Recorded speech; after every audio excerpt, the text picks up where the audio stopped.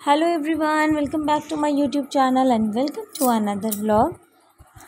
तो जैसा कि कल मैंने कुछ भी व्लॉग नहीं डाल पाई क्योंकि जैसे कि आप लोग ने मेरा थंबनेल देखा तो बहुत बड़ा सदमा, इसलिए हम लोग को लगा कल का दिन बहुत ही ख़राब, मतलब कि अजीब था। कल का दिन जो हम लोग सोचे नहीं थे ना, वो चीज़ हो जाना अचानक पूरे, मतलब हम लोग को शॉक्ड करके चला गया कल का दिन।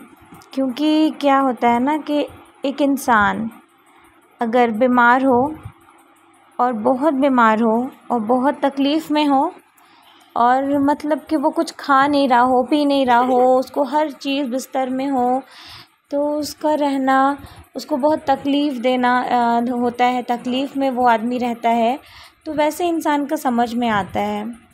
लेकिन अचानक से किसी इंसान का ऐसे दुनिया छोड़ के चले जाना जो अनएक्सपेक्टेड था, वो हम लोग को एकदम अंदर से झंझोर के चला गया।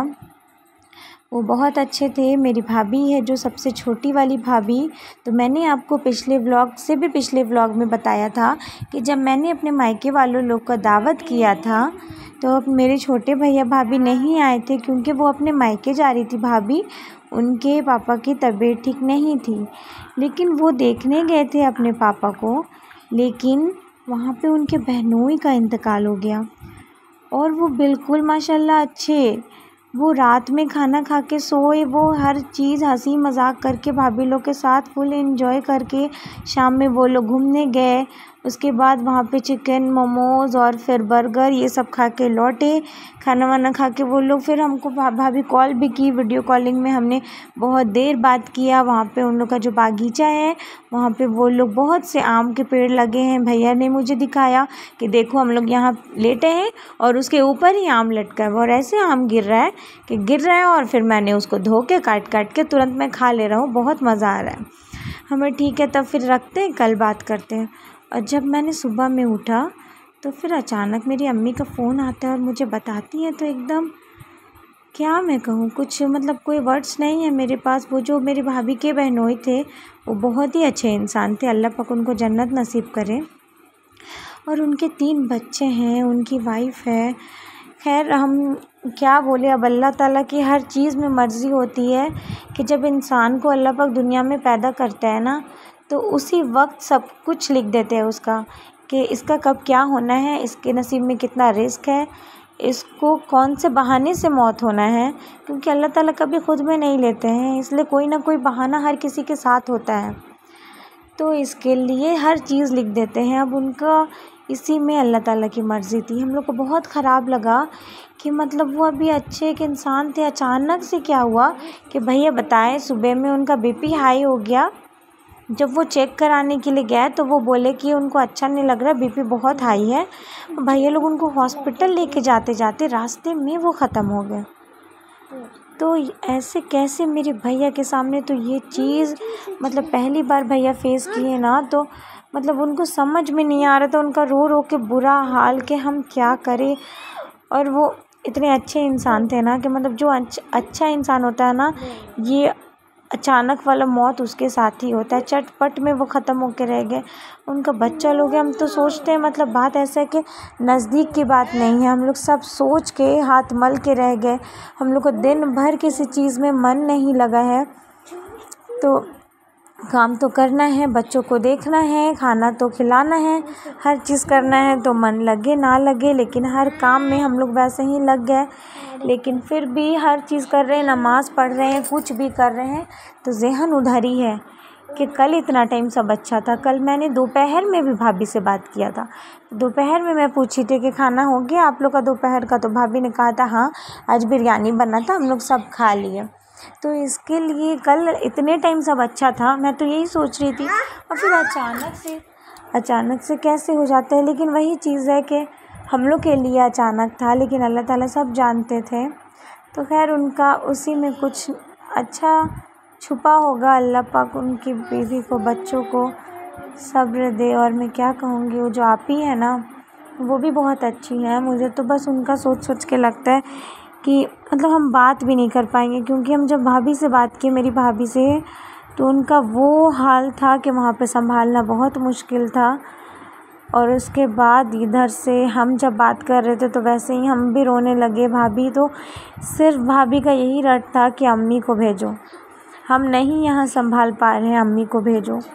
अब यहाँ पे ट्रेन की टिकट कंफर्म नहीं हो रही थी। ठीक है, कंफर्म ना हो, सीट ही एक मिल जाए, लेकिन वो भी नहीं हो रहा था। तो बहुत मुश्किल हुआ। फिर अभी तक टिकट नहीं हुआ इसके लिए। अब तो वहाँ मिट्टी हो चुका है, लेकिन अम्मी और अब्बू और मेरी बड़ी वाली आपी और भाभी ये लोग हो सकता है फ्राइडे या सैटरडे को निकलेंगे इसके लिए। उसके बाद अभी तो भाभी का आ जाना था 12-13 को, क्योंकि मेरे भतीजे का स्कूल खुल जाना था ना। फिर अभी तो भाभी वापस नहीं आ सकती है, क्योंकि ऐसे कंडीशन में तुरंत कैसे छोड़ के आ जाए। तो इसके लिए भैया आ जाएंगे 1-2 दिन के बाद, क्योंकि भैया का ड्यूटी भी है। लेकिन भाभी अभी कुछ दिन वहीं पे स्टे करेंगी। उनकी बड़ी वाली बहन भी मुंबई में है, तो उनका भी टिकट नहीं हो पाया था, तो वो भी फ्राइडे को आएंगी। तो फिर उसके बाद ही भाभी का आना होगा। खैर अच्छा है, कोई बात नहीं, वो रुक के फैमिली के साथ, अभी ज़रूरत है फैमिली को उनकी। और उसके बाद मैं क्या बोलूँ, बस इसी सब में कल का दिन निकल गया ना, कि कुछ मन नहीं था कि मैंने शूट करना है, मैंने व्लॉग अपलोड करना है, कुछ नहीं।